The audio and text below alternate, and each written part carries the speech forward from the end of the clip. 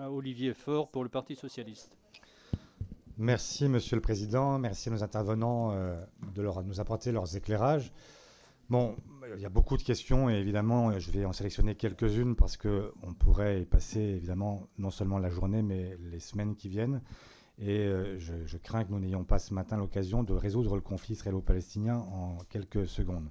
Mais quelques points. D'abord, la première chose, c'est que Dominique Chagnollaud a parlé du droit international comme boussole. Je crois que c'est effectivement notre devoir. Ici, Jean-Paul, pardon. Oui. Oui. Jean-Paul Chagnollaud, pardon. Mais effectivement, nous ne sommes ici ni palestiniens ni israéliens, et le devoir des Français est de chercher une solution, une issue à la crise. Le droit international devrait être la boussole commune. C'est la seule façon de regarder dans la même direction. Une boussole, ça sert à regarder le même nord. Or, pour l'instant, effectivement, ce que nous observons, c'est que ceux qui sont partis au conflit ont intérêt au conflit. Et que ce soit Netanyahou et son gouvernement suprémaciste, ou que ce soit le Hamas, nous avons là les deux assassins de Rabin. La réalité, c'est que ceux qui ont voulu la fin des accords d'Oslo sont aujourd'hui au pouvoir de part et d'autre, et que la réalité, c'est que jusqu'ici, aucun n'a voulu la paix. Alors comment est-ce qu'on y parvient? D'abord, la première chose, c'est que la contradiction que je perçois dans vos échanges, c'est qu'il va falloir négocier un moment avec quelqu'un. Et j'entends que vous dites qu'on ne peut pas négocier avec le Hamas. C'est une possibilité. On ne négocie pas forcément avec des terroristes. En tout cas, c'est une théorie qui est en cours. Mais on dit que dans ces cas-là, il faudrait revitaliser l'autorité palestinienne, le Fatah, et faire en sorte que ce soit un interlocuteur qui ait une autorité. Mais comment voulez-vous donner une autorité à des gens dont on continue à coloniser le territoire? Comment est-ce qu'on fait respecter des gens qui sont eux-mêmes victimes d'une accélération de la colonisation en plein conflit à Gaza? Moi, je ne sais pas comment on donne de l'autorité à des gens qui sont en réalité affaiblis en permanence. Donc, je m'interroge sur les buts de guerre, et c'est là que je voudrais aussi qu'on soit clair entre nous. Nous ne pouvons pas accepter un but de guerre qui correspondrait à non pas simplement l'éradication du Hamas.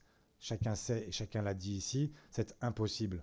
La génération d'après, on n'aura qu'une seule envie, c'est de venger les frères, les cousins, les sœurs, les pères, les mères qui auront été abattus.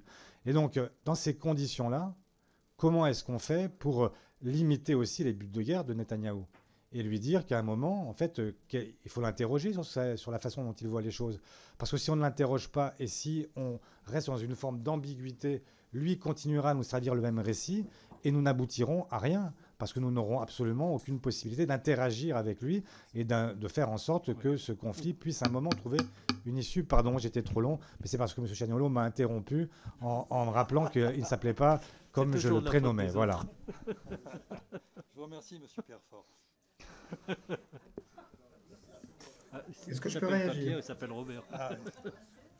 15 partout. Monsieur Chagnollaud, vous répondez. Bien, donc maintenant qu'on s'est identifié, c'est très bien. Oui, vous savez, je crois que c'est un schéma éternellement recommencé. C'est-à-dire que quand vous évoquez tout cela, il faut rajouter un acteur majeur qui sont les États-Unis. Autrement dit, même du temps d'Obama, on a, malgré les pressions à certains moments qu'il a essayé de faire pour obtenir des négociations, il a lancé quelques processus de négociation qui ont échoué. Et c'est constant.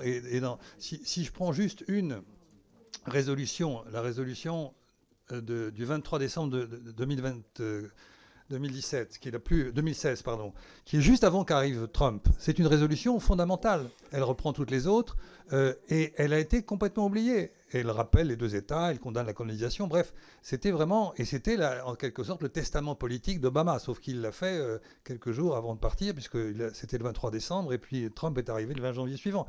Et c'est la même chose aujourd'hui. La résolution, je vous rappelle que la résolution pour ce qui s'est passé à Gaza, elle existe, elle a été votée par le Conseil de sécurité le 10 juin. Et on l'a déjà oublié.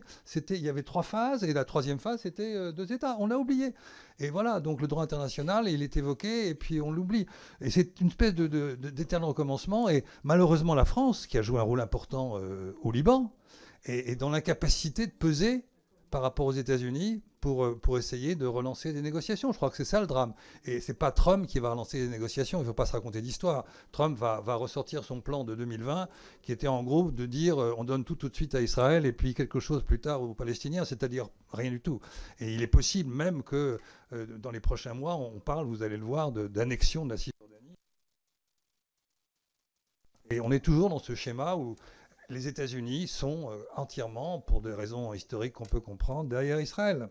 Et ils sont aussi derrière Israël, juste une dernière phrase, quel que soit le gouvernement. Et une fois encore, ce gouvernement est un gouvernement qui mène Israël dans une impasse historique, évidemment. Merci, monsieur Chagnolo. Clémentine Autain.